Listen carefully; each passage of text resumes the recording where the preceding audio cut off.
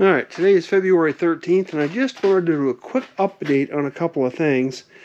I hooked up one of my one of my tank level monitors, just see how it works and make sure I got the concept of wiring and everything down properly, and it works. I've got this lead hooked up it says the black water tank, which is actually the gray water tank here. But you push the button for whichever one you want to check the level on, and it lights up either empty, 1/3, 2/3, or full. And the way I've got these sensors in here, when the water level comes up to here, to this sensor here, and above, it's going to read full. When it drops below this sensor, of course it's going to be above this sensor, and you're going to read 2/3. And then once it gets below this sensor, it's going to read 1/3. And then when it drops down to this level or below, it's going to read empty. There's another probe back over there behind this thing. So yeah, it works fine. Obviously the labeling isn't going to be quite right because I'm going to have 3 freshwater tanks and a gray water tank hooked up here. So what I'm going to have to do is I'll probably use one of these for the 3 water tanks that are up here, and then the other one, hopefully the wiring will stretch that far. I mean, hopefully it won't be an issue with the wiring running that far, but the other one then would be the gray water tank and the tank that's way back aft here. Yeah, either that, or I could put another type of tank level sensor in this one. I could put a regular, like a floating gauge, or like I've got for the fuel tank here, one of those, I don't know, it kind of floats in a tube, and it's got little magnetic sensors in it. And I don't suppose I've got it out here. Nah, it's somewhere else. But anyway, I could put one of those in this tank back here if I had to, if I wanted to. Now that I've got that port in the top, which I got that done today too. I've got the port in the top of that one. And interestingly enough, if you can see that tank there, it's 3/4 full or a little better. It was all the way full, but I had kind of an interesting thing happen there. When that water level gets higher than my sink up forward there in the galley, the hand pumps, it starts flowing water. It just drains this tank until it would reach an equilibrium there. So I had to turn that off. I guess what I'll do is put a valve in there, just a 1/4 turn valve under the sink, so I can turn that hand pump off when it's on this tank back here. When we're drawing water from this tank back here, it wouldn't matter. It doesn't matter for the ones up here, but for that tank, it's going to drain all the water, or half the water, out of that tank. So, yeah, which isn't a real big deal.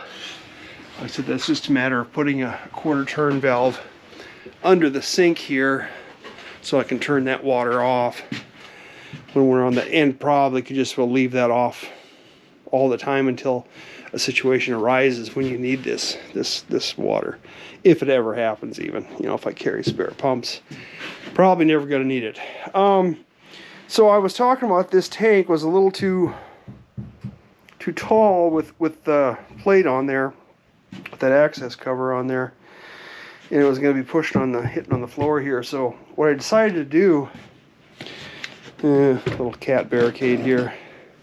So what I decided to do was to route out about half of this 3/4 inch plywood, not quite 1/3 of an inch. I went down, and that gave me the clearance. I just kind of measured, found the center, and I made this 1 inch bigger than what that plate cover is to give me a little leeway there.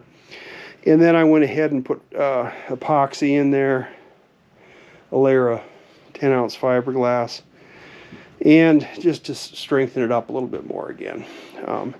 Not that one layer of fiberglass is going to make it that strong, but it ties all of that wood together, so it does make it very resistant to cracking or breaking, because it creates by tying the wood all together, it makes it more like one piece rather than, you know, strands of wood going in different directions and the grain going in different directions.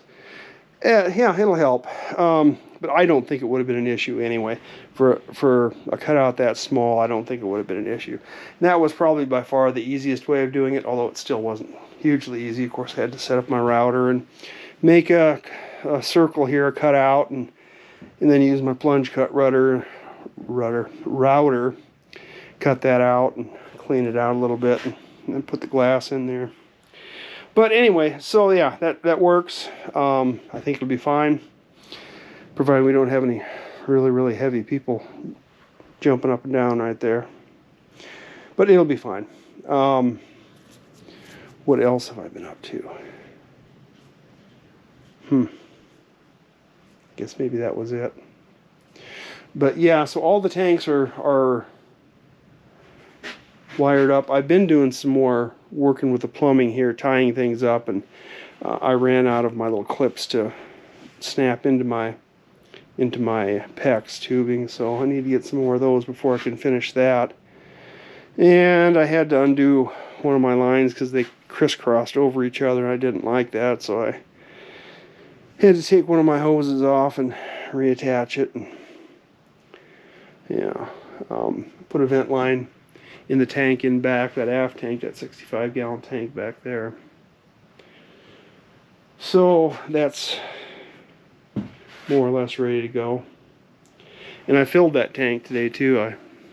It was warm enough today that I could get a garden hose out and filled that tank up, so we got some water in there now. Like I said, not as much as it would have had because it was draining into there, which goes down into my gray water tank, which now I'm going to have to pump that out pretty soon again too, because it filled it half full of water. But anyway, yeah, so that's what we've been up to today, and that's how I solved this situation here with you know, being a little snug under there. All right, yeah, that's it for today.